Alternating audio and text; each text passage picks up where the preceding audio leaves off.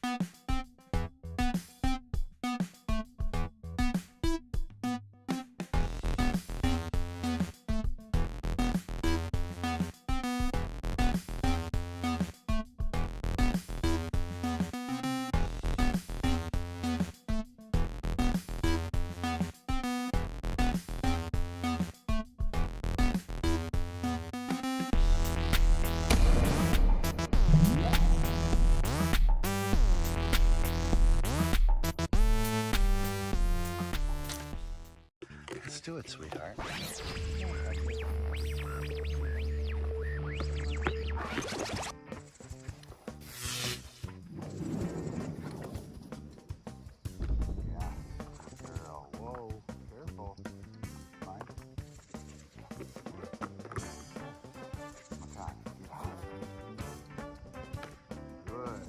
Come on, hot stuff. What's up over there? Slippery, huh? Thank you. Bye.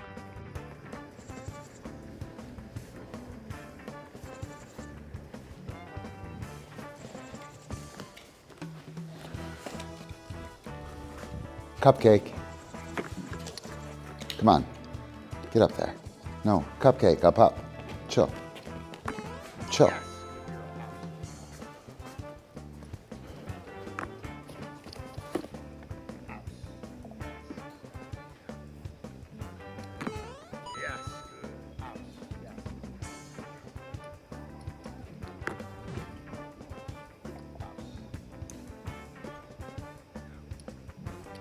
Yes, good girl. Wow, that girl. She is amazing.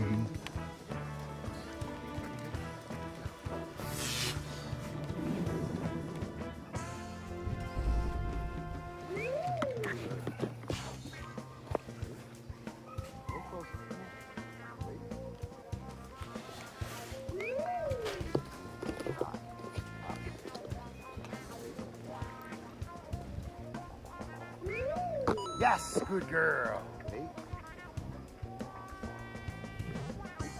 Oh, good job. Good job. Wait, house.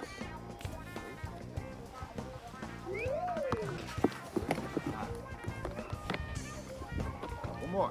Couple more. Yeah, that's gonna be a hot shit move, CupCake. Stealing Lele moves, mine. Wait.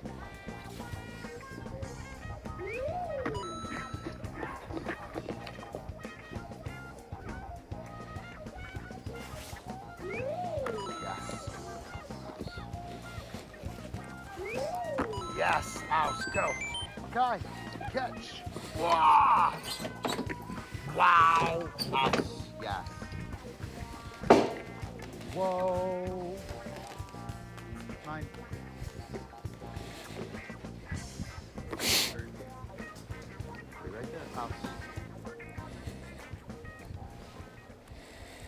Go, go, go. Through and flip. Good. Ouse. Go, go, go. Ouse. Yes, ouse. Up, up, up. Ouse. There. Yes. Good. Good. Ouse. Through. Yes, ouse. Yes. Badass. Go, go, go. Through and flip. Good. Ouse. Go, go, go. Ouse. Yes, ouse. Up, up, up. Ouse. Good. Right there. Yes, good. Good. Good. Ouse. Through. Yes, ouse. Yes. Badass.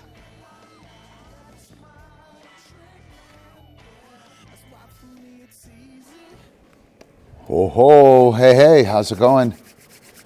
Welcome to the show. It's freaking cold, man. It is pretty cold. Antonis is not hanging out. He's not gonna make it tonight. So I'm flying solo with my crew. You got Epic behind me, the CupCake on the little stool, Ken on the blue, yeah, that guy right there, and King is holding down the climb table back there. It's Mechanics Monday. We are going to talk about some mechanics stuff. I'm clipping here. I don't want to do that. There we go. So let's lay out the show. Anybody here? Go ahead and sound off. Please do. Would love to hear from you. Tonight, I'm going to talk about the propositions of play. The interactions with our dogs can be kind of seen as propositions. So I'll talk a little bit about that. Maybe demonstrate a few things. We'll talk about physical and mental flow. We're definitely going to work with some dogs here. And we're going to talk about the Play Plus modified flow theory. So we can adjust the dog's classical condition, their subjective tone on the fly. We can do that with by engaging purposefully on the physical end or on the mental end. I'll talk about that. And then, so we have these things called Primal Elements. They are those things, right? And so Primal Elements are essentially the foundational elements of perception and interaction with things. And we're going to talk about the primal elements and how they relate to a thing called the tau variable, which is when something's going to hit something. It's, what we think, or what some people think, is a super important part of direct perception. I'm thinking about this. This is like heavy shit. It's not really that heavy. I guess it is, anyway. So we'll talk about that. I'll take your questions. Hit me up with any questions. I'll be happy to deviate from weird mechanical stuff. So, yeah, that's about it. Anybody got anything? Anybody have anything going on? Weekend, we went to the St. Louis DiscDogs thing. They had special games. They were pretty awesome, but it was cold and rainy. Got to see some cool people. Darren Barris was there. I haven't seen Darren in a while. That was pretty awesome. All right.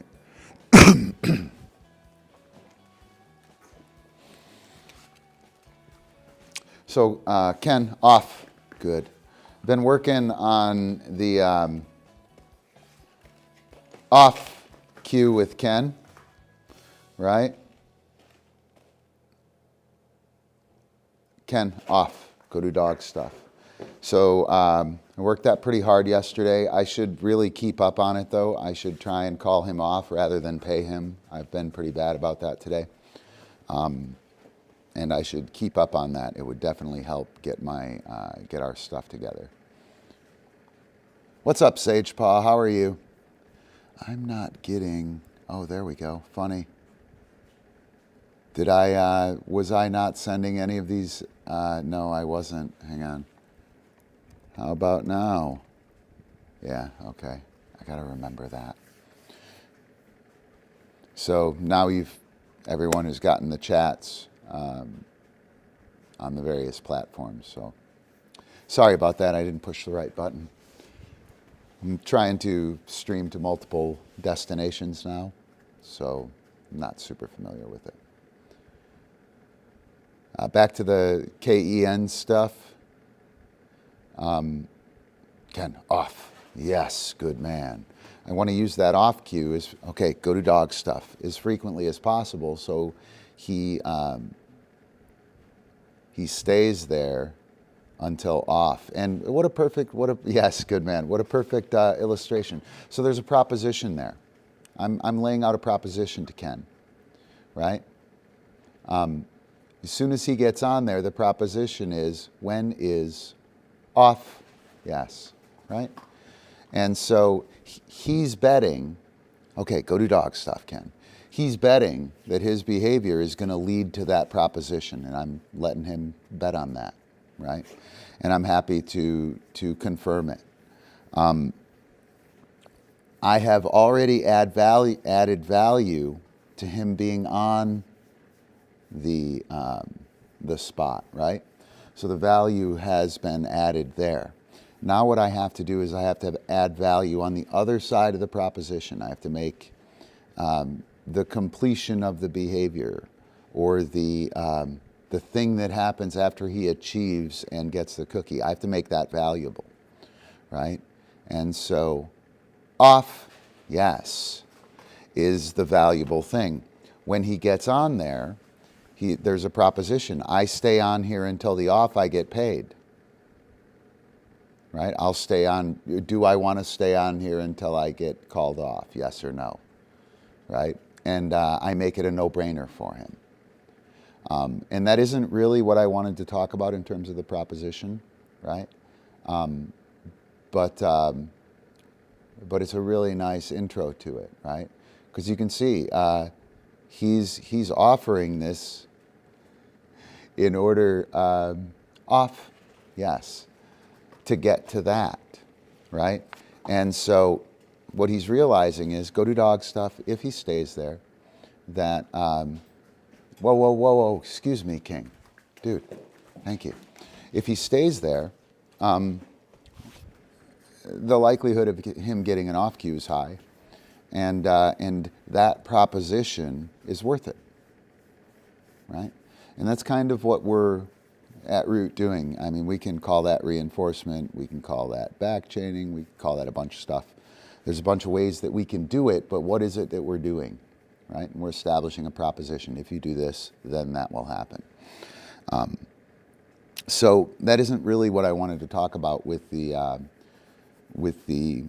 propositions, although that's one of the things. When we're working, right? When we're working, we're often trying to get the behavior, right? And or we're trying to get a part of the behavior, right?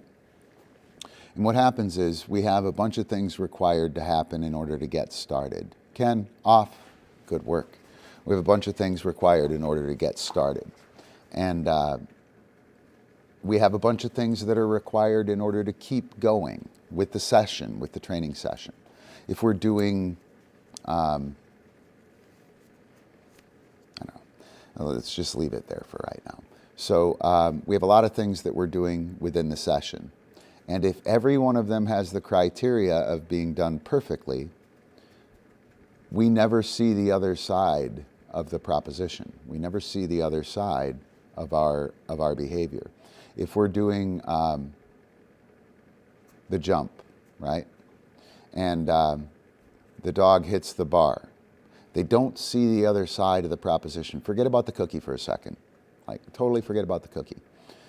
What happens on the other side of that? A cookie. Okay, well, that's all right. But a cookie, a tug, or something like that with you, and you're happy, I'm happy, the game is firing, right? It's exciting. That's the other side of the proposition. The cookie is what we reduce the other side of the proposition to, so it can be simple, right? So the dog achieves, and then they get over there and we kick ass. Yeah, this is amazing, right? That this is amazing, right, is the point. And we don't pay attention to that because we're just trying to get the cookie on it. Or we just give the cookie, right? And I've been doing that with Ken, but I'm just repping this out. I'm not playing with him at all. I'm doing the dog training thing. Ken, off, right? Yeah, good man. You'll see a big difference in the, yes, good man, Epi. You'll see a big difference when I'm playing with him and when I'm working with him. Like when we're actively working rather than, excuse me, King, dude. Rather than, thank you. Rather than just kind of slacker training and getting him off of there so that he wants to stay there until he's called off. By adding all of this value with the cookies, right, I'm adding value to the other side of the proposition. That's one of the ways that we can add value is with cookies, right? We can also do it with the energy level of the game after the proposition has been achieved, right? So I ask you to go through, you go through, I mark yes, and we go boom, boom, boom with 5 bites and a flip. Yeah, that was amazing, right? That's a really good way to, excuse me, King, dude. It's a really good way to, I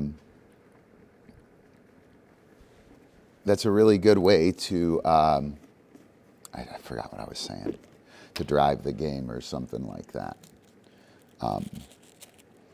Or a really good way to establish value on the other side of the proposition. And it's not with the cookie, right? Flow after the proposition has been established. I want you to jump over the thing, right? You jump over the thing, I give you your cookie. And then we march back over and we do it again, right? Is that cookie worth the marching back over and doing it again? Right? I would rather see we get over the bar, I give you your cookie, and we rock it together back over there, right? Oh, yes, that's great. Wow, let's go. Hustle, hustle. Whoa, on the flank even, or in heel. Yes, boom, wait. And then we go back and do it again. Now the other side of the proposition, everything on the other side, all the way until the next rep, until the next proposition is loaded with goodness, right? And that is that, that would be like rewarding with flow, right? So I'll go ahead and screen share. Let me get this pulled up first. I should give you guys a sneak peek of the wiki. Patrons get access to things like this. Or do not. There is no try. You can become a patron, patreon.com/pvibe. So propositions within Play Plus, I am particularly looking for the thing that's right behind my,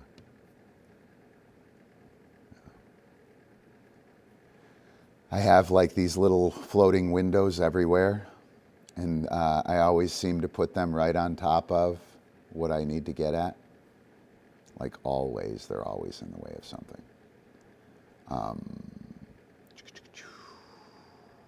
The value on the other side of the proposition.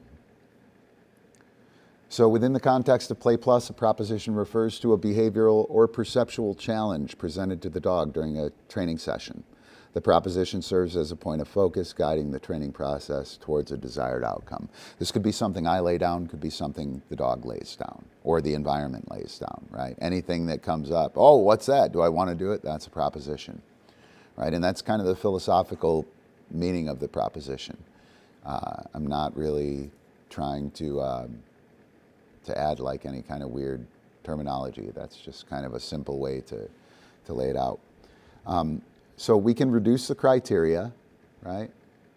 In order to add value on the other side of the proposition, I can reduce criteria. I could change the criteria or behavior. Like if I'm doing one thing, let's say I'm doing spin, and it's not his strong move. Twist is almost exactly the same move.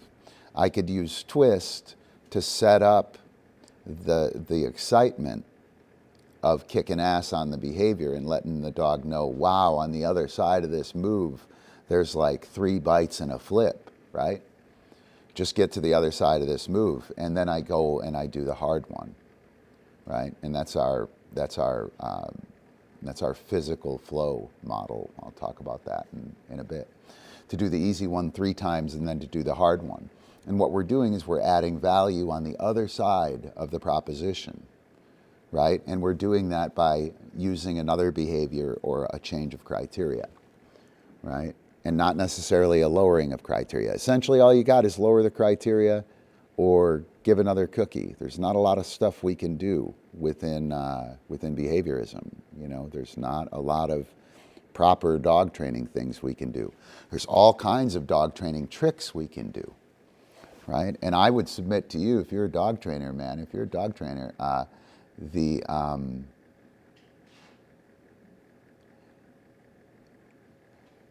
the tricks that you use that kind of violate the rules, the ones that aren't quite science, you know, the ones that work and don't comport with theory, I think those are going to be adding value on the other side of the proposition. And I think when we reduce criteria, what we're really trying to do is to add value on the other side of the proposition so we can have that value over there asking the dog to achieve. And so, yeah, we can use flow and attunement to create a game. Harness the dog's natural rhythm and energy to form a game within the proposition's parameters. This method emphasizes mutual involvement and connection between the trainer and dog, right? So we can use our jam, our interaction, in order to add value on the other side of the proposition, but we got to get there first, right? We got to get there first. And when we're doing Frisbee stuff, a lot of times we don't get there, right? If we don't get there or we get something close to there, maybe we want to make sure that we add value on the other side of the proposition, even though it wasn't a successful move, or even though one of the components of the chain was subpar, right? Or maybe I ignore one of the components of the chain in order to get to the end so I can rock out and use flow and attunement to create a cool game so me and my dog have fun, right? Me and my dog have fun, then the dog wants to do the thing, right? And this shouldn't be any, I don't think it's any kind of change in anything we already do, right? I don't think it's anything strange. The strange thing is in how we're kind of looking at it, not as a behavior that's done in a reward or anything like that, but as a proposition, right? Cool, Sage Paw. I'm glad it does. Yeah, I'm finding it really, really nice, and there's a bunch of places. Alfred North Whitehead, in his process philosophy of organisms, suggests that the propositions that are offered to the actual entity, they are a lure to feeling or a lure to conceptual feeling, is the term he uses. And conceptual feelings are like how I feel about that idea and what kind of motivations and intensity of creative action or creative advance that it has. And I think it's kind of cool, man. So anyway, We also have incremental progression, right? This is a super no-brainer, dude. Don't go for the whole chain at once, right? Don't go for the whole chain, particularly if you got to front chain it. You know, if you got to build it or you got to run the sequence. Do it in increments. Do it with weights in between. You know, that's what Jamming a Flash is doing, right? It's adding value to the other side of the proposition by ensuring that the stability happens and then the trigger happens. And then the dog buys in. Okay, I do the trick and I wait for you. Sweet, let's do it. Variable reward schedule. We can use a variable reward schedule to affect this as well. Novelty and unsurety afterward. That's nice. Affordance management. Affordances are things in the environment that invite us to action. And we can modify the environment or utilize specific objects to induce the desired behavior. Ken, off, yes. That's an affordance right there. That pedestal or that raised bed, go do dog stuff. That raised bed affords a place to lie down. It doesn't afford roughhousing and shit either. You know, if I put him on the pedestal first, and I could have done all this on the pedestal, but it would have kind of promoted action and carousing and whatnot. It's a hard thing up there. That thing affords lying down and chewing on shit, right? So I'm cheating. I'm completely cheating. I've got so much value on the other side. What's up, Amber?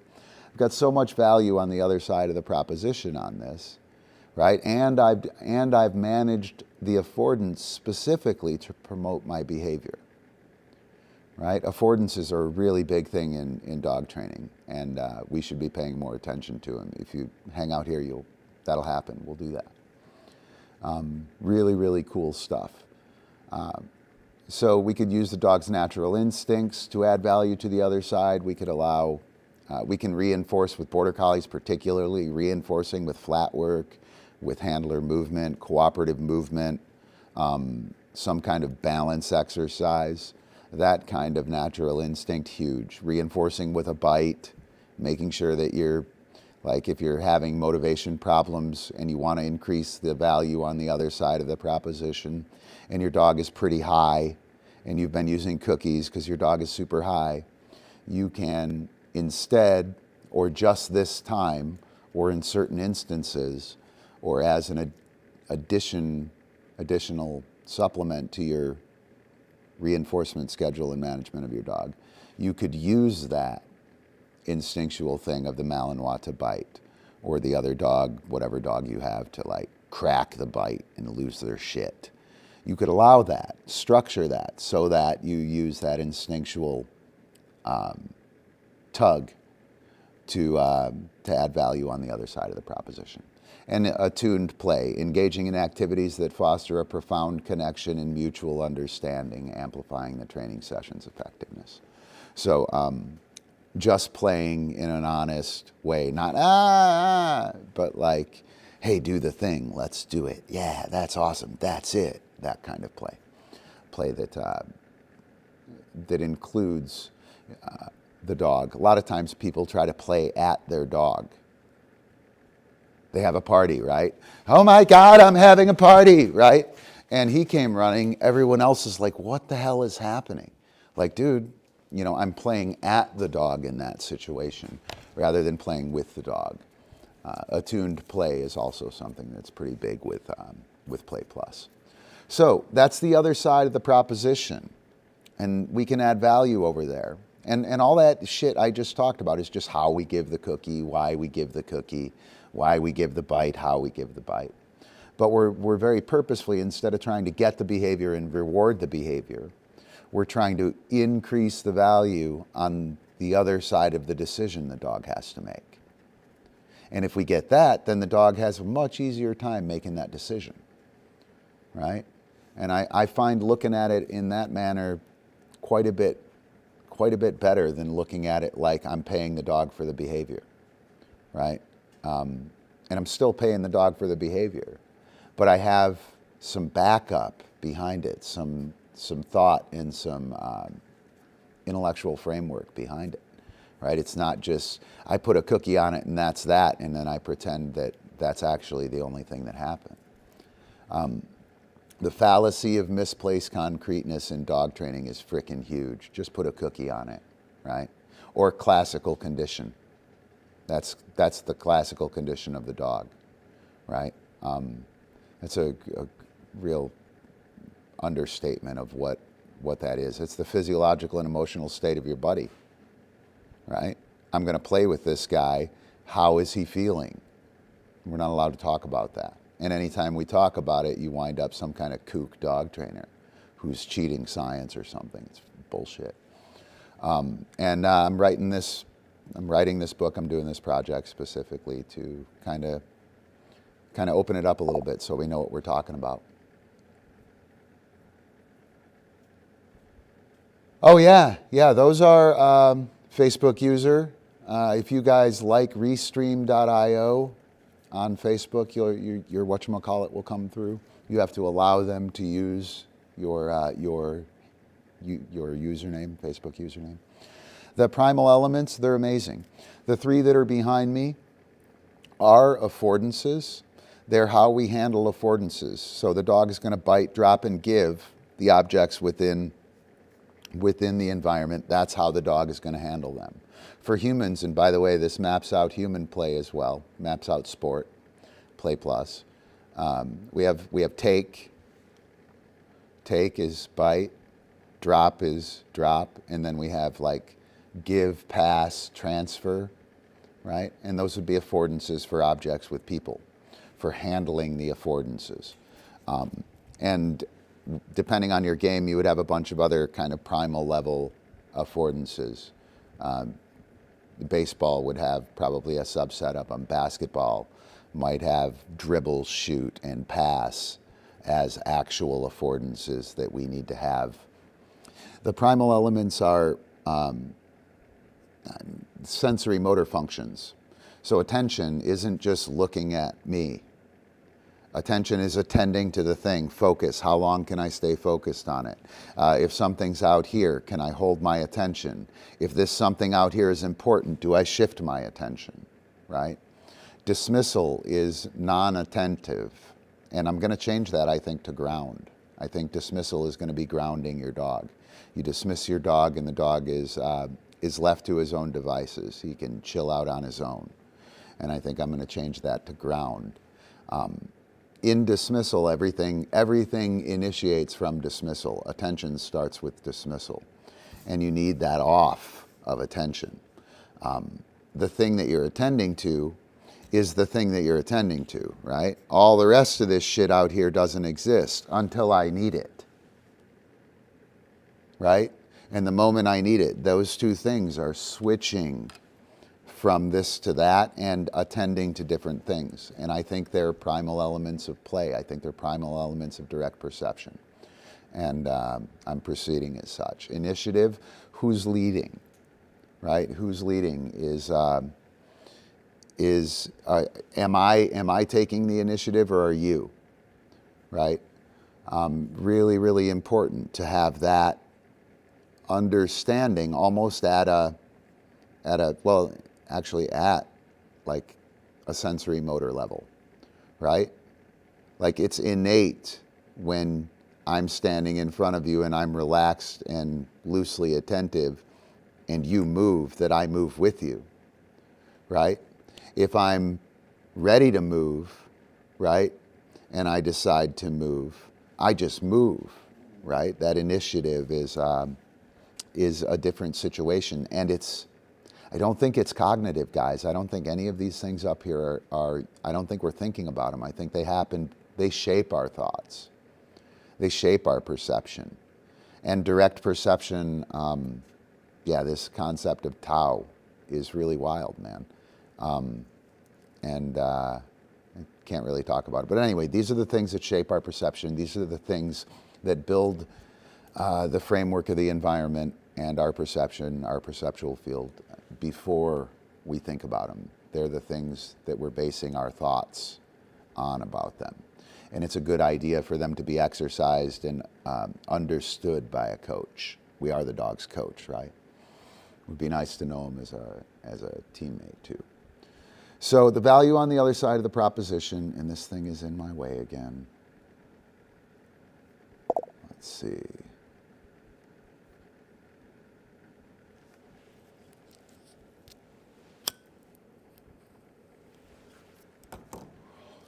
All right, have you seen STS K9's training concepts? They teach focus should be on the reinforcer, but attention and obedience should be given to the handler.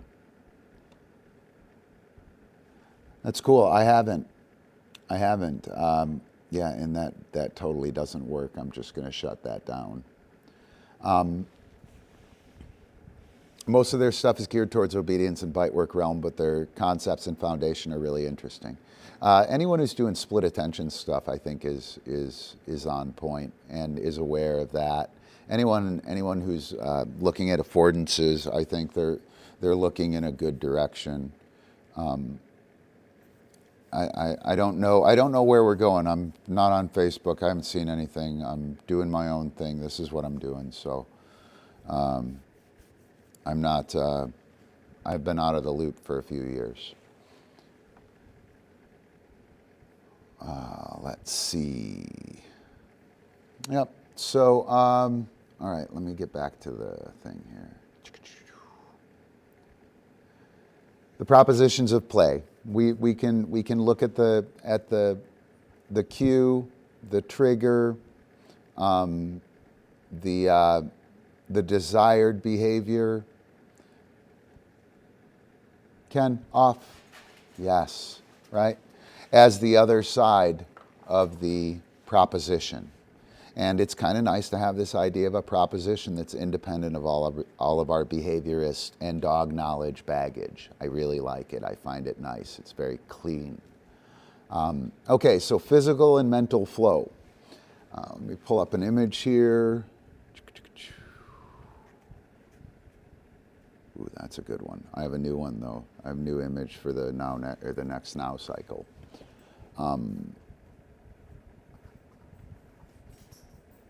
Yeah, Flow Star.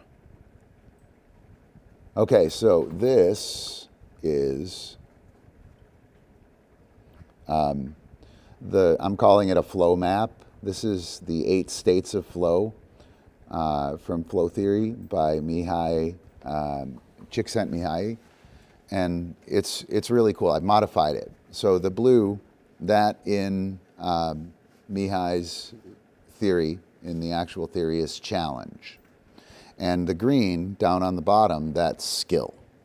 So the names of the axes are challenge and skill.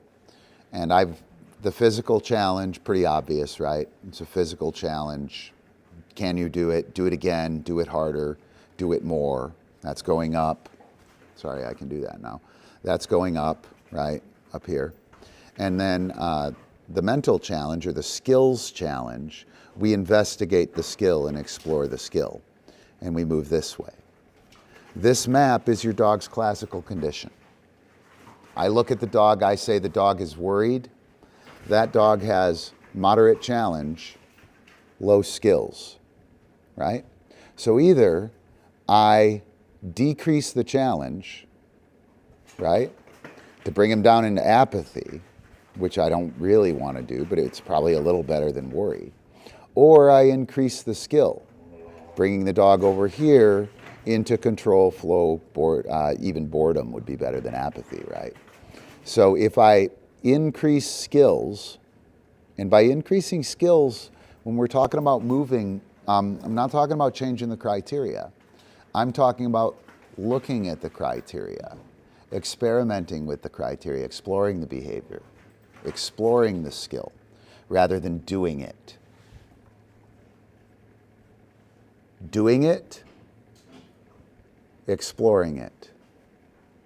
If your dog is worried, you don't need to do the fucking skill. You're going to make him anxious. If your dog is worried, you need to explore the skill. Right? Your dog needs to know more about the skill to raise his skill level, right? Or to get these skills working so that we can pull this over here. right? So this flow map is a big part of what's going on. It's physical then mental. This physical then mental is classical operant, right? Out, yes, bite. Out, yes, bite. Out, yes, bite. Out, yes, bite. Out, yes, bite. Out, yes, bite. Ape shit. Right? Out, yes, bite. Out, yes, bite. Out, yes, bite. Ape shit. Out, yes. Bite, yes. Through, yes. Bite, yes. And now we start moving over here and tracking to where we need to go. When we explore the skill, we activate the mental pole and the mental side of action and interaction.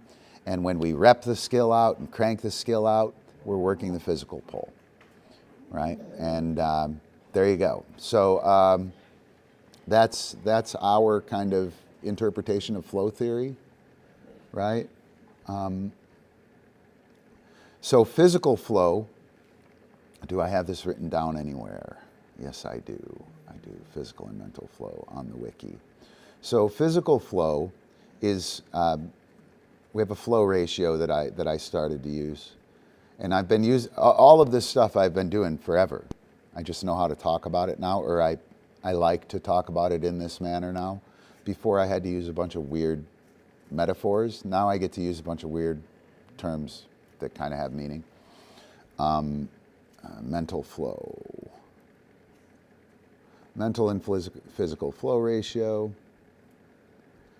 Right? Here's the flow star.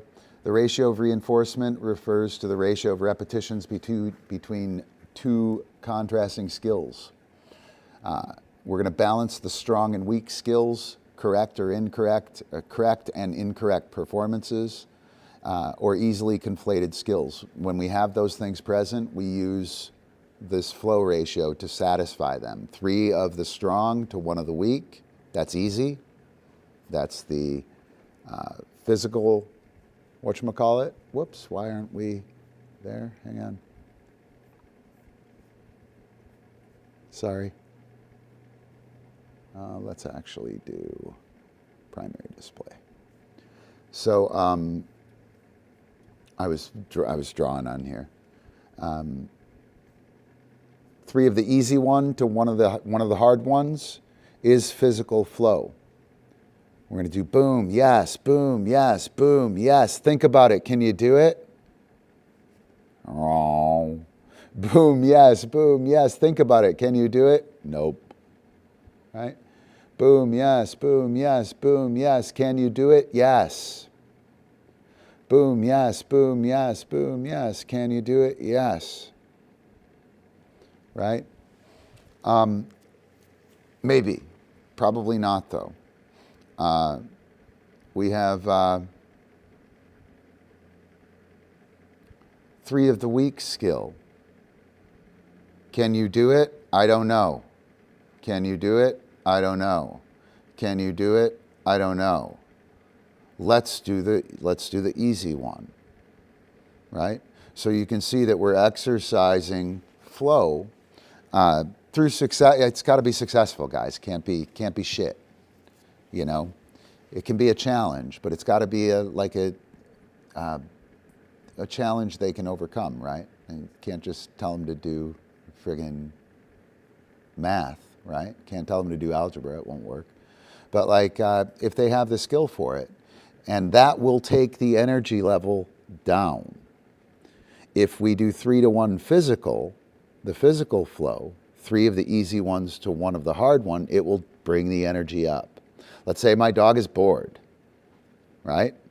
Well, if my dog is bored and I do a bunch of mental shit, right? I do the hard one, the hard one, the hard one, then the easy one. That's not going to help. That's not going to help at all. That's gonna be a problem, right? I'm already bored. What the fuck you want to do to me now, right? But if we're bored, if I recognize that the dog is bored and I do 3 reps of the easy one, yes, yes, yes, he's going up the physical.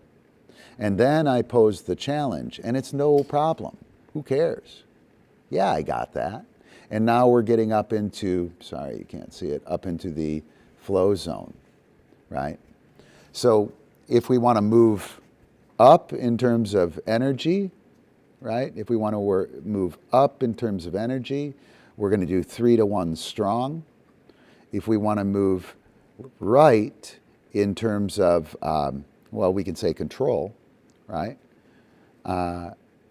Or we could say control. We want to use 3 reps of the weak skill and give the 1 strong skill as the thing that makes it so we don't run it into the dirt. Hopefully that makes sense. That is how it works. Physical flow, 3 to 1 ratio. Mental flow, 1 to 3. 3 of the strong to 1 of the 1 to 1 of the weak. 1 of the strong to 3 of the weak. Practical implications, use the 3 to 1, the physical challenge. Use this ratio when you want to engage the dog in a physically demanding task, especially when the mental skill is less critical, or when you want to crank the dog up. We're going to talk about that in a sec. Use the ratio of 1 to 3, the mental challenge, when the focus is on the mental aspect of the task, especially when you want to dissect and explore the behavior in different ways of performing it. It's really, really important stuff. We can also refine the subjective tone and subjective aim. The subjective tone is the classical condition of the dog. That's where we put them on the map, right? We can put them right on the map in terms of their classical condition. And then the subjective aim is, what are we doing to get? What does the subject think they're doing? If the dog wants the cookie and the handler wants the behavior, they might both get what they want, but neither of them got what they want or what they need, right? The dog needs to be pointing at the behavior and cognizantly, consciously going, I need to do that. And the handler needs to be cognizant and thoughtful about the dog knowing that. When that happens, we're on the same page, we both point in the same direction, and our aims are aligned. When the dog wants the cookie and I want the behavior, we may or may not be aligned. Hopefully that makes sense. Big deal. So subjective tone and physical flow, the 3 to 1 ratio is employed to steer the dog's subjective tone up and to the left. Up and to the left. So from boredom, up into flow, towards anxiety, right? Or from relaxation,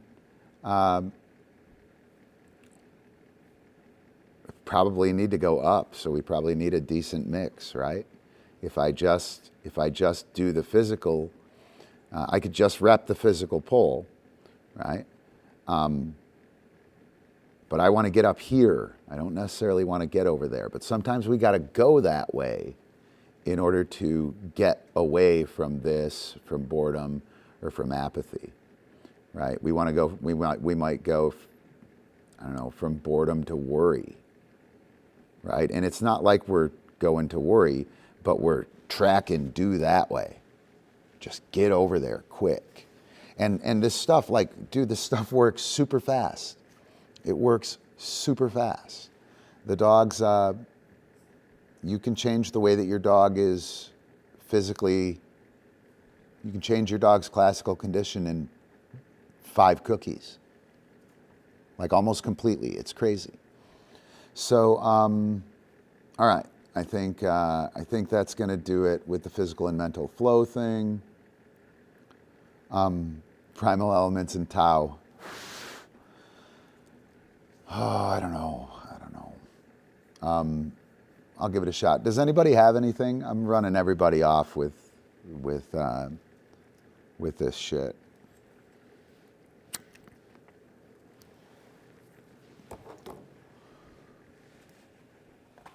Epi, you're such a good co-host. Such a good co-host. Okay, so let's see.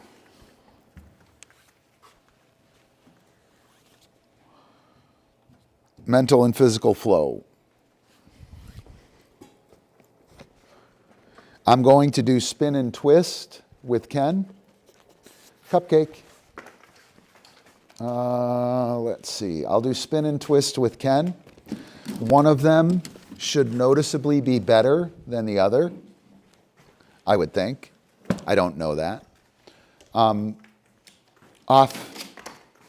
And I'm going to do the physical. CupCake, up. Over here, sweetheart. Yes, good girl. Chill, Epi. One of them should be better than the other. I'm going to do the physical, and then I'm going to do the mental, or vice versa. But I will do each. So let's set up the CupCake cam. Oh, this should be the Ken cam now. It should be the Ken cam now. Boom, boom, boom, boom. It's dojo time. Right? I know. You heard it, didn't you, Epi? You did. So this thing off, Ken, this spot here that has been such a nice affordance for me, right? It's been so nice. All of a sudden, this thing is going to be the worst distraction that I could possibly have. Okay? It afforded such a nice place for him to rest. Too nice a place for him to rest, right? Far too nice. So when we're doing this, he's going to be running over there all the time. So one of the things about affordances, and I think it's really cool, is that they invite us to action, right? And you can see it. I'm going to leave that out for 1 or 2 reps, and you'll see me fight with it, and then I'm going to get rid of it. I think it's important to recognize that our tools, particularly when our dog is really good with one tool, it can become a real problem. It can become a real problem. Yeah, well, you have to have both. That backfilling, Ken, off. That backfilling I talk about, right? Yes, good man. Right? And now he's going to run. He's already running over there. Twist. Yes. Spin. Yes. I'm going to do a couple of these. I'm going to see what's happening. But he's going to run over there. He's going to drift over there, right? He's going to jump on there. He's going to jump off, all of this shit. I could fight with him. Ken, and call him over. Twist. Yes. I think he's probably better with the spin. Yes, I think he's better with the twist, right? And now he's going to run over there. What the hell, dude? Come on, get over here, right? This tool that is such a great thing for me, all of a sudden is a huge pain in the ass, right? I didn't ask you, Ken. Come on. Yeah, go do dog stuff. So I will make this go away, right? And now all of my troubles went away. All of my troubles went away. Oh, look, he's going to stay here, right? It's affordance theory. The affordances invite us. Twist. Yes. Spin. Yes. Now, funny. He's doing exactly the opposite now. Let's do front cross and rear cross instead, right? So front cross is super easy, right there. I can, no, I don't want to do that. I'll do spin and twist. So let's just say, because I can't tell which one's better or worse, that, yes, good man. That twist is better. I'm going to rep the physical pull. Are you ready? Twist. Yes. Twist. Yes. Twist. Yes. Awesome. Spin. Yes. Awesome. Go do dog stuff, right? So each time, bang, bang, bang, right? And then the hard one. And I want to do bang, bang, bang, and then the hard one because I want him firing, right? I want him really firing for the behavior. I want to rep the physical pull, right? I want to rep it and then capitalize on it. When we rep the physical pull, we like build up energy. When we use the mental, we reduce energy, right? And I'm just talking about attention, probably a better thing, right, than energy. I don't want to sound like super fucking new wave. I'm already in super big danger of that with this. So this time I'm going to rep the mental pull. So I'm going to do one of the strong, twist, yes, and I'm going to pay. And now I'm going to do 3 of the weak, yes, twist, yes, twist, yes, good man, yes, twist, yes, awesome, go do dog, or spin, shit, I said that the wrong way each time. I did, however, do it at the right pace, right? So, I got to get my hands warm.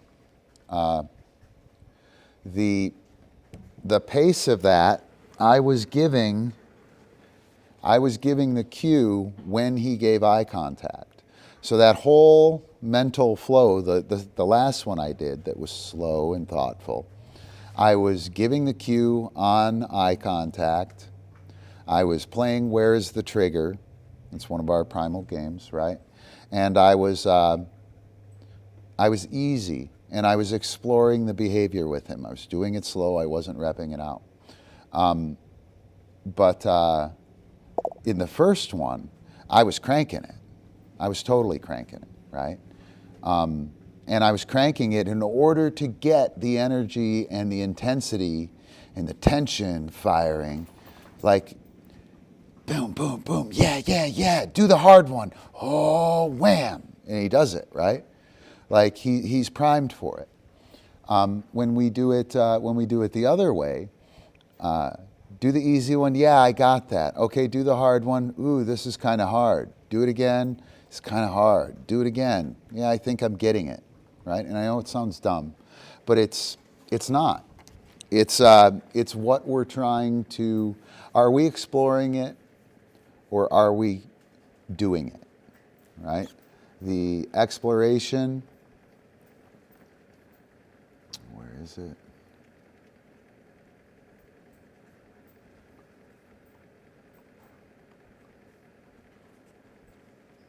The exploration is over here. Sorry, the exploration is down here, moving this way, drawing down the intensity in terms of the classically conditioned state or the physical and emotional state of the subject, and the action of cranking it out, doing it, right? I'm doing it, I go up, I'm exploring it, I go that way. And it freaking literally is that simple, guys. You can run classical and operant at the same time. You can run classical and operant at the same time. And with this map, you can judge, like I pegged a dog that went from worried to anxious the other day and nailed it like 100% the moment it happened. It was really, really cool. So, and from there, I would want to get down rather quickly, right? I would want to reduce the physical rather quickly, right? I would want to go right over, like, that way, over and down. Anyway, blah, blah, blah. Kind of cool. So, let's see. Let's go back to here. Let me get that out of the way, because that's kind of a nice image there. All right, this, I kind of demonstrated the physical and mental flow. I'm going to go do this weight next, right? And I won't do the 3-to-1 ratio. I won't do the flow ratio, but I will do kind of the physical or mental flow, right? And see if you can't see the difference between the two. This, that, and the other is the game I'm going to play. I don't know whether I said that. I'm feeling a little silly here. It'll be A, B, C, then B, C, A, then C, A, B.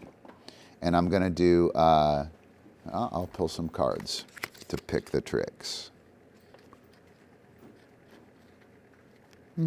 I'll do setup. I'll do setups with them.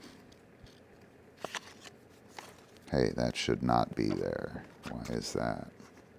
Oh no, I put the wrong ones in here. No. Okay, I only had 3. Good. All right, I got it. So, 3 tricks. I'll do them in order, and then I will do the second one, the third one, then the first one, then the third one, the second one, or the third one, the first one, and the second one. Whoa. Here we go. All right. First trick, front cross. Second trick. These are all setup moves, by the way. Bite. Third trick, counterclock twist. Whoa. That shit's crazy. This is going to get a little crazy because it's going to switch sides on me. It's not exactly a freebie on my part. Front cross, bite, counterclock twist. CupCake, what are you doing? Come on, get over here. CupCake, king, up, CupCake. Ken, go. Ken, go. CupCake, yes. King, yes. Oh, I got there before you did. Front cross, bite, excuse me. Dude, chill. All right, front cross, bite, counterclock twist. So we're here, front cross, yes, bite, yes, good man, ouse, yes, counterclock twist, twist, boom, yes. Yes, good man. Ouse. Yes. We'll start with the bite. Yes.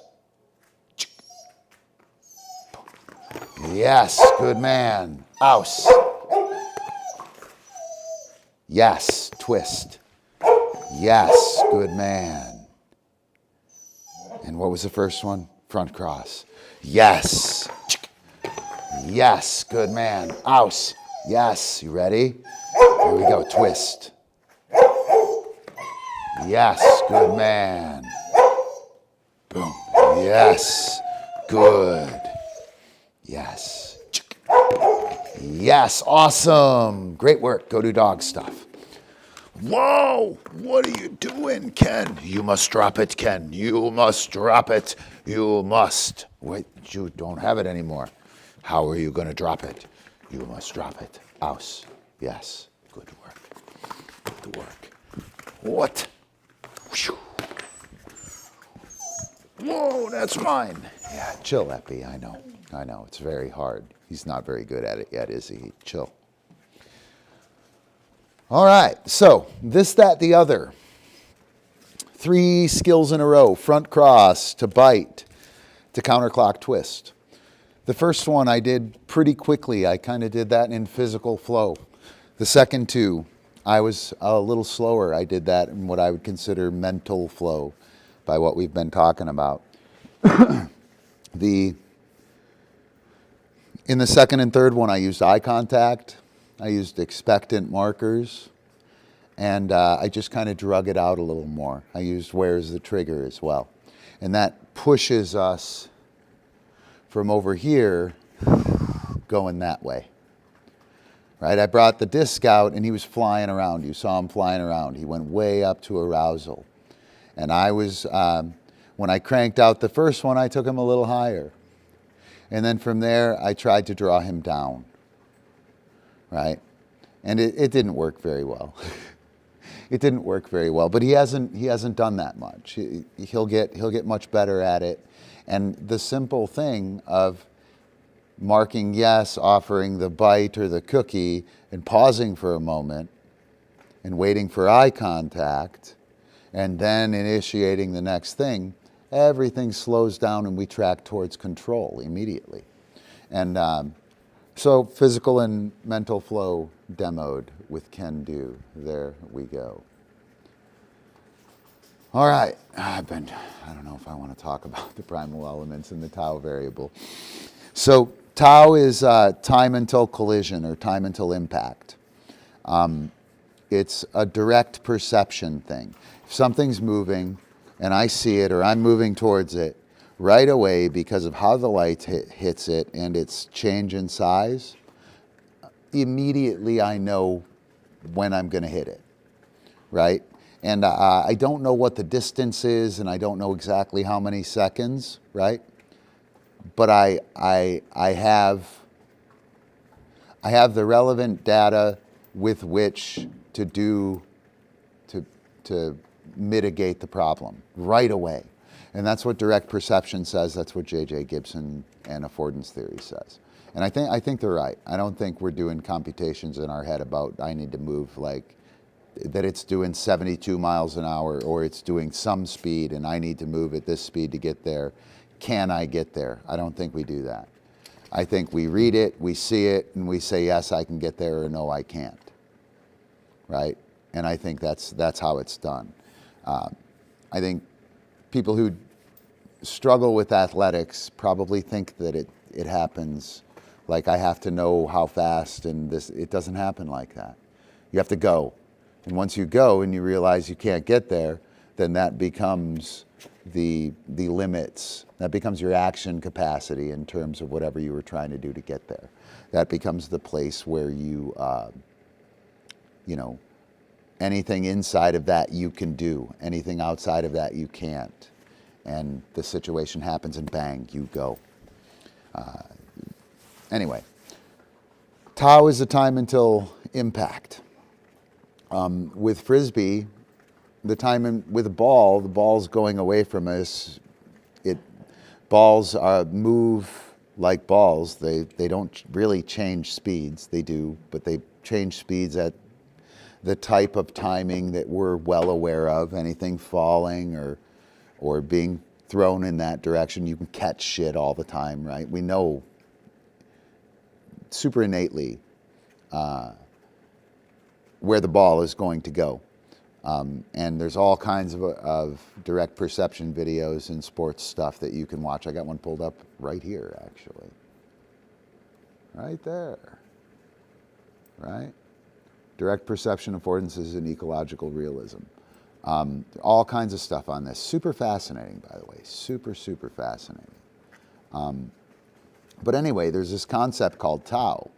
And that tau concept is what athletes use to judge gaps. It's what athletes use, like I put my hand in front of it and I know when it's going to get there so I can squeeze. All of that stuff is a direct perception, real quick, embodied perceptive variable, right? And with Frisbee, our dogs have them. With Frisbee, yeah, very much. Yeah, very much so. With Frisbee, the Frisbee goes at a certain speed, but it's got this wing thing that it changes as I throw it. I throw it 40 yards, it leaves my hand at 25 miles an hour. By the time it's at the 40-yard line, it's hovering in midair, sitting there, 0 miles per hour. And my dog has to compute that on the way. I'm calling that a dirty tau calculation. Our dogs are struggling with how to calculate the time until collision, right? And our dogs, somehow we've got to give them the information and the knowledge of how do I make this decision? How do I judge what the Frisbee does? And what the Frisbee dog trainer, particularly the dog trainer and the Frisbee dog trainer does, is they just keep putting it in the same place.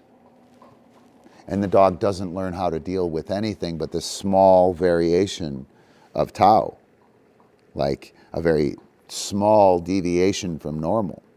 When what the dog really needs to know is how to catch one that's 40 feet up in the air falling down behind him and how to catch a worm burner that's 20 yards in front of him, and everything in between. And so I'm trying to figure out, I don't know how to do it, how to get the dog better equipped for that unclean Tau variable that we have with the Frisbee. That said, with overwork is, I think, a clean Tau signal or variable, right? When the dog comes running up, they know when they're going to hit the target, 100%. The interception has a very clean Tau signature as well, right? I'm running this way, it's going this way, I hit it at that time, right out of the handler's hand. And that's what I've been doing the interception for leaping the whole time, right? And I didn't do the static jump work because my dogs weren't leapers, right? And I didn't recognize that when I throw the interception, it's like an advanced Tau calculation. The dog still has to get this part of the throw, right? It's got to get that part and figure it out. It's not I'm running at it and here it is, right? So I was using kind of half of the solution. And I do think the interception is a big part of it. That's the medium point.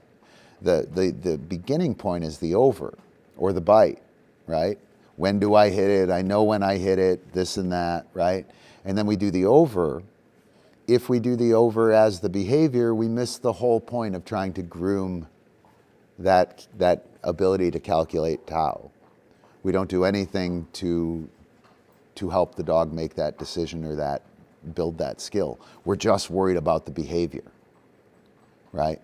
And I think that's kind of important. So what I'm working on right now is how do I take the over? The overwork I've been doing is pretty nice. I don't think it's as good as some other people's out there, but I'm getting the things that I'm looking for out of it, right? My over's not as good and polished as theirs, but I think my dogs are getting really good experience and knowledge. And I'll be kicking out some stuff like that probably over the winter and into the spring when I figure out what's really happening with it. But this idea of a clean Tau variable, that clean understanding of when I'm running, I run into it here, right? And that sets the dog up for when I'm running, I run into it here. Oh shit, it's too high. Okay, so now when I'm running, I run into it here. I need to collect by this point. And we start working collection from there after the Tau variable has been taken care of, right? So anyway, that's the Tau variable, kind of how it relates to DiscDog. A chase is a filthy, the calculation is super fuzzy. The dog has to be so talented to make the catch on chase, right? Or to learn how to leaping catch on chase. To make the catch on chase is super easy. It's the easiest catch there is probably, just run under it until then. But to learn to leap the chase is very, very difficult. I think only the best dog athletes are going to leap on chase naturally. And best dog athlete, maybe not the most, well, the one with these particular frickin' primal elements, right? So the primal elements that are at the top of the screen right now, right? Each of these primal elements is in play. Each of them are in play all the way up until until the Affordances. These 9 are all in play on that Tau calculation, right? They're all in play on that Tau calculation. Let me pull up my document here.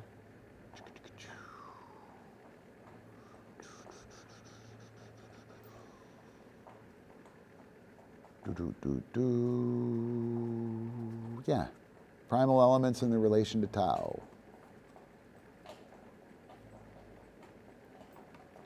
Let's put this right here. Put that right there. So in Play Plus, understanding the temporal dynamics of interaction is crucial for both handler and dog. One key variable that influences this dynamic is tau, the time to connect variable that governs the timing of actions and interactions. Primal elements serve as foundational elements of direct perception and embodiment, each playing a unique role in aligning actions with the time to contact variable, tau. Each primal element, except for the affordances over here on the right, except for these three, right, contributes to the understanding and the utilization of tau. Attention serves as the initial filter for perceiving opportunities, temporal opportunities. I have to be looking at it, or it has to attract my attention for me to calculate it, right? Or the act of attending has to happen. And this is why I kind of couched that. It's actually the ground that is doing the heavy lifting here. So if I'm watching you and I'm attending to you, I'm probably not ready to see your foot move, right? Or to see your hand move. If I'm back here and I'm kind of attending to you, but I'm attending to the whole situation, I'm going to be much more apt to see your movement. And apparently, the thing that sees 20/20 vision, our best vision, is like the size of our thumb. Out in, if you hold your thumb out, that's what you got as far as your apex visual acuity, the size of your thumb. And everything out from there starts to blur. And it's the movement of the eye and the gaps the brain fills in that makes it look like we're not fucking blind as bats. So I think the ground is doing the heavy lifting there. I think the stuff that's behind what I'm attending to, the thing behind that or the thing behind the camera, that's really where the information we're looking for comes from. As soon as we start tracking it, then the attention is important to keep on or to recalculate tau. The ground, this used to be dismissal. I think I'm going to start calling, it'll still be dismiss your dog and it'll still be dismissal. But within Play Plus, I think it's going to be ground, because the attention is what we're focused on. That's what I'm thinking about, what I'm attending to, that's where it is. And the ground is everything else that I can prehend, that I can grasp. And so when I dismiss the dog has to go grasp things in the environment.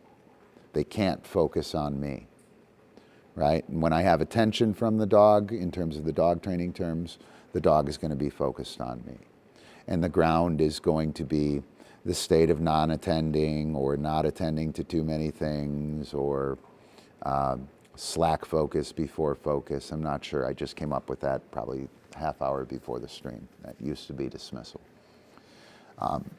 So dismissal is embodied seeking and serves as a reset mechanism, allowing for momentary disengagement from the current set of temporal opportunities in the proper perceptual receptors for perceiving the actual opportunity.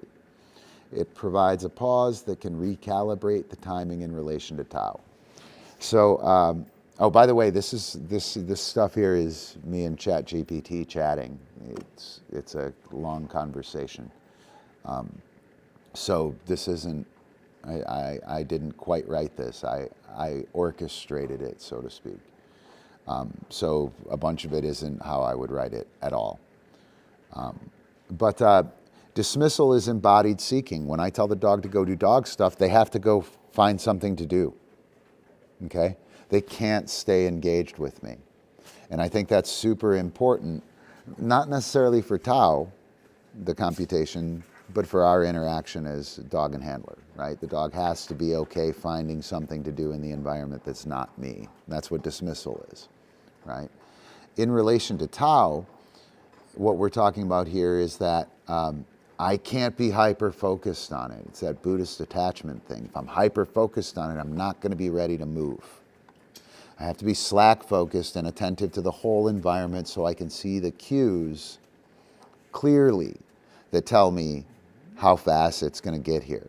If I'm really focused on it, I might second guess myself or miss the data in the picture that's going to fill in the thing.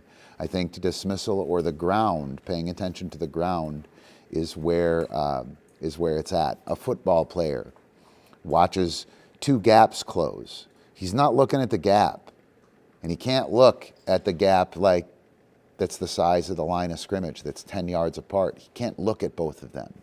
He's got to catch that in the ground. I'm the attention. This is the ground.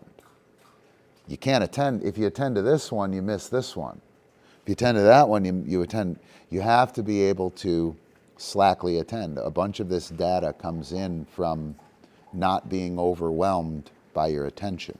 Big part, I think, really big part for the dogs. Huge part for the dogs. Initiative, the embodied will to engage. Who's leading? A direct perception that influences the choice of actions, right? Do I lead or do I react? Do I lead or do I respond?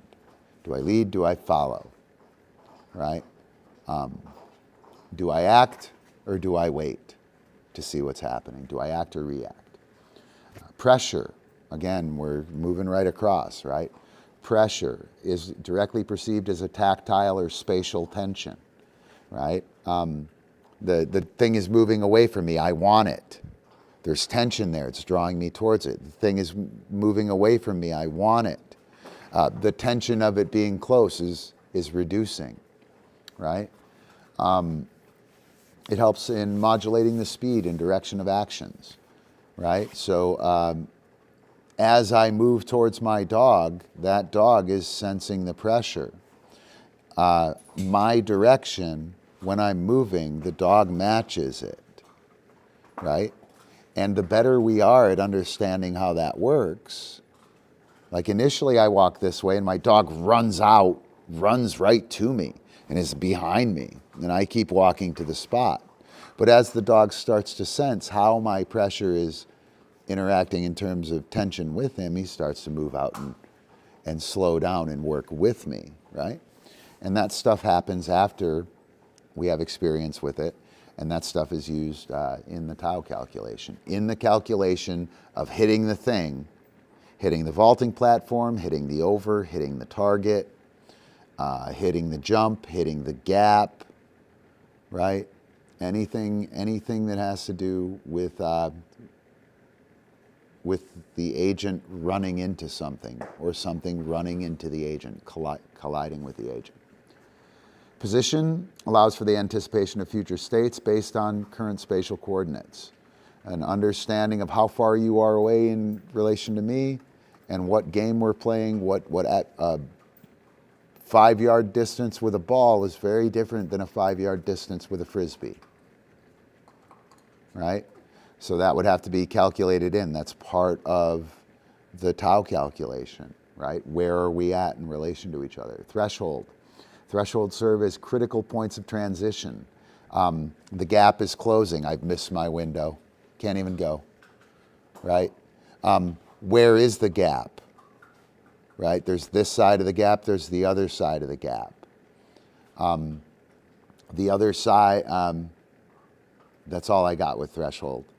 But it's when to initiate or just behavior, right? Within this. And I had to stretch for that one. a little bit. So trigger in relation to when we hit the target. Triggers are directly perceived as embodied cues. They are the actualization of the idea. Initiating transition from potential to kinetic engagement. They serve as catalysts that set the timing of actions in motion, aligning them with Tau. It's like go, right? And you have to, if you're chasing a particular thing, a rabbit, right? Rabbit sits there, you don't go. Rabbit blinks and you go, right? That's a trigger. And that's, I would have to at once be looking at the rabbit and be loose at the rabbit. I couldn't be completely focused on the rabbit. If I were, I would get schooled, right? Targeting is the direct perception of an aim or focus, which is crucial for timing interactions and movements in relation to Tau. Targeting the object, targeting the position, targeting the interception point, targeting the meeting point, orientation, all of that stuff included with the targeting primal element. And we have duration. Duration is directly perceived as an embodied continuity shaping the flow and depth of interactions. Continuity, during, while. Plays a role in how long one stays engaged in a particular action. It plays a role in how long that particular action is going to happen as I observe it. And it affects the time and pacing in relation to Tau. Yeah, I think that we'll just delete that. Boom, right? So the primal elements, these are the things that when we, the dogs, and they might not be these primal elements, but this shit is happening with indirect perception theory, right? They don't have these primal elements. These are mine. They work pretty good. I like them. They fit with all of the things that I need to do. But I could map all of their stuff with this, right? I'm not saying that there's a little system that's labeled attention in your brain and that does that. What I'm saying is within how we work, there's attending to something and then there's loose focus, right? The attention and the ground. I'm saying that while we're doing something, somebody's got to lead and somebody's got to follow. Am I starting this shindig or am I waiting for it to start? Have to know that if we're going to play together. If we're going to play together, I have to be conscious of pressure, all kinds of pressure. Am I too close? Am I too far away? Right? Are you running away from me or are you coming towards me? Right? Position, I have to know where we're at in relation to each other to do all kinds of things. Threshold, are we here or are we there? Can I get through that gap? Trigger, when do we go? Target, what are we doing? Where are we going? What is it that I should be looking at? What should I be attending to? And duration, how long? How long is this opportunity going to last? How long do I have to stay engaged, etc.? I can map all kinds of shit with this. So not necessarily, I'm not saying this is how it happens, science trademark, right? I'm not saying that at all. I'm saying I've done a shit ton of this. And pretty experienced with it. And I know all of these behaviors are vital within working with dogs. And they also map out how we work together as humans and cover pretty much, they can be made to cover most anything that we do cooperatively. And I think that's pretty cool. So, all right, I think I'm gonna quit talking. I'm gonna do some, let me show you a new image and I will, whoa, dude, unacceptable, bro. Unacceptable. Look at this new next now cycle. I'm going to get to your questions, Amber. I think I was kind of answering them as I got them. So there's the new next now cycle. I think I got to shrink it a little more.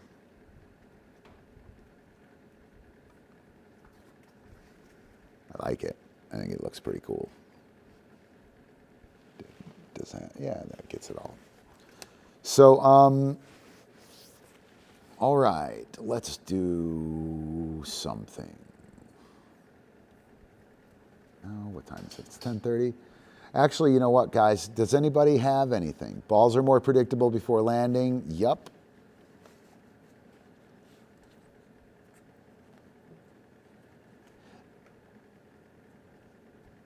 Yeah, so like the physical and mental pole thing, it's classical and operant, right? Do you have to be mindful of classical and operant? Right? You totally do. You totally do. So you need to be physically conscious of the physical and mental flows to create complete clarity in the thing that you're doing. It isn't the flows so much as fulfilling the idea of, yes, I can do it, and yes, I know my way around this skill. Dude, Rob Gray on YouTube, Perception and Action podcast. You should, all of you, if you're sitting here listening to me, you should totally listen to him. It's super relevant to Frisbee, super relevant to athleticism. The ecological coaches, I think the people are making these freaks that are throwing like 105 miles an hour now, right? They're arguably worse athletes than we were, and they're fucking excelling, right? They're not so much, they don't want the skill from the athlete. They want the athlete to have the knowledge of the skill and the embodied knowledge, right? The doing it in it, this is right and this isn't. And this is how it works. And after they have that, then they can explicitly explain it. Well, they probably can't explicitly explain it, but then we can explicitly train it. We can give more explicit instructions once you've figured your way around it. You know, and you'll do that for yourself. Oh no, what happened? Yeah, that must have been horrible. Yep, that must have been horrible. How terrible. Whoa, you should go. You should go. He popped a lighter. That will be the last time you touch a lighter, Ken. No drugs in the dojo.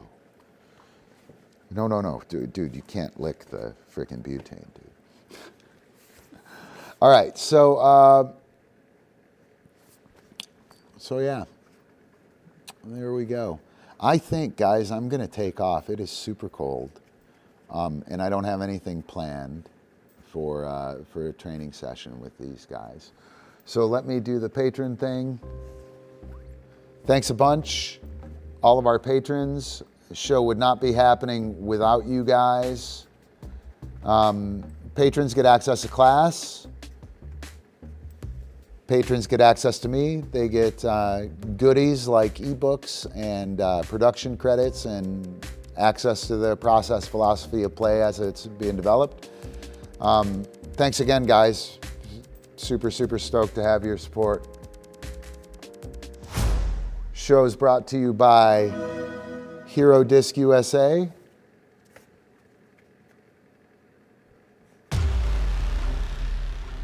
Make your dog a hero. That's what we throw. We throw super arrows. No fire for Ken Do. No. He has to be careful. Not old enough for fire, Ken. It is too dangerous given your chi. So, yep, super awesome to be working with Hero. Terrific discs. Again, the new Super Arrow Starlights are friggin' top shelf. We just got an order. This isn't a Starlight, but we just got custom discs. They're pretty sweet. Yeah, there you go. I'm going to play us out with Badass MemeRoll number 19.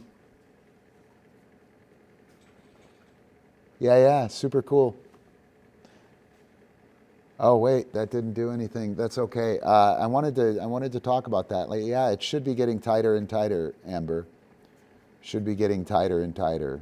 So, you know, you guys got subjected to some weird shit when I was coming up with the start of this, and it won't be super crazy for long. I appreciate you guys putting up with the little bit of crazy town going on in class, but it's been good, right? I think we got a bunch of stuff out of it. But I cannot find Badass MemeRoll number 19.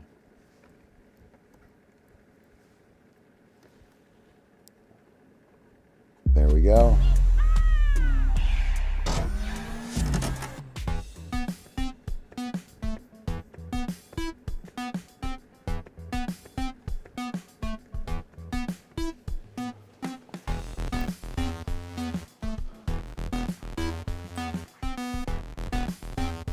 Where are we gonna go, guys?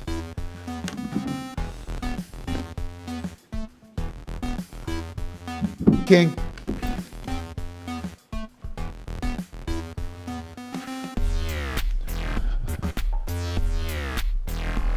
CupCake.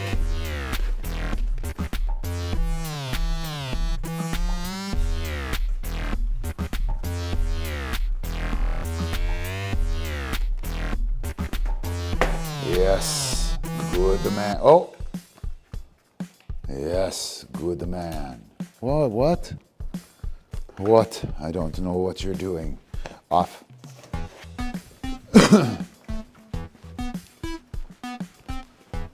Ep. CupCake. Yes, chill. Yes. Nope.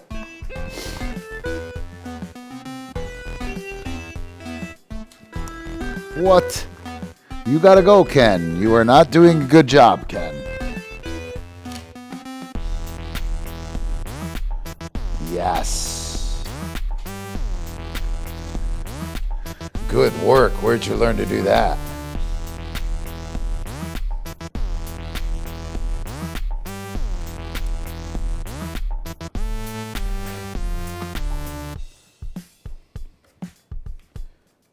Yes.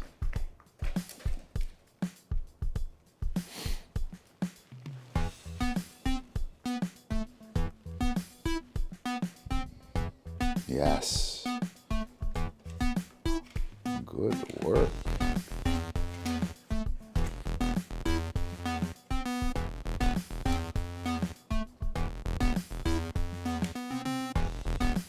Yes.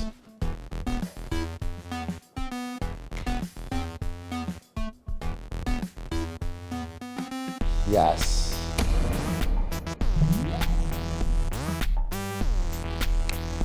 Uh-oh. Good work. Great job. You guys, good job. All right, off. F off, King off, CupCake off. Go do dog stuff. Get back. Get back.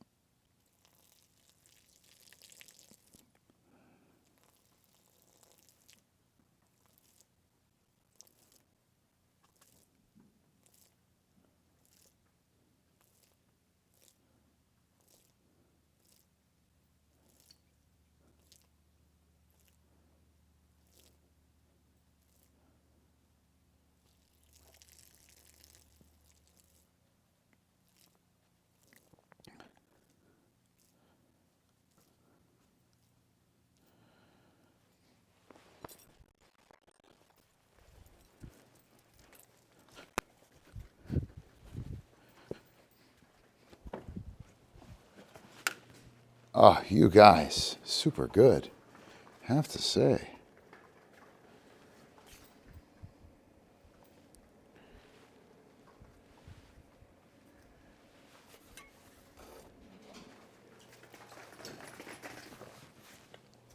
What do you guys think you're doing? What? I see you guys. I am now, so get back. Get back.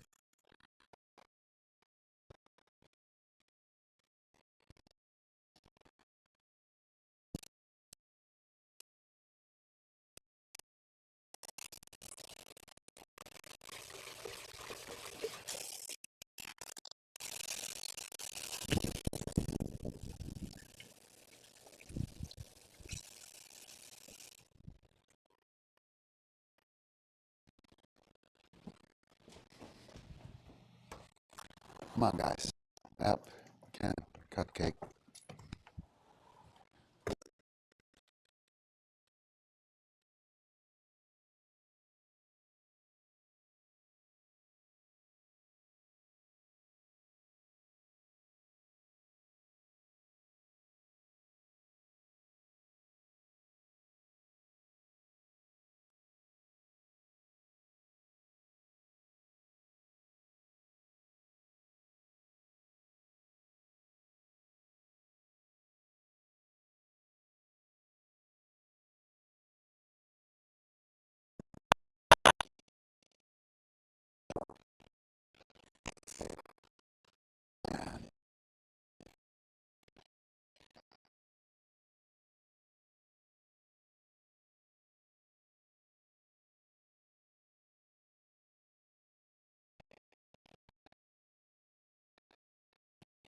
With the man. You come again? Come on. Yeah. You with me? Let's go. What? Look at him. Hi. Nice gay border collie tail, buddy. Good old gay border collie tail. Yes, sir.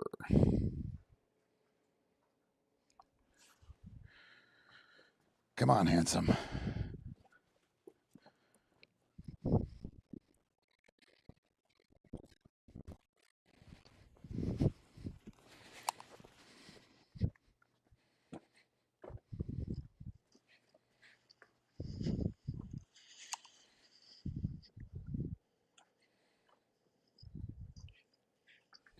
What?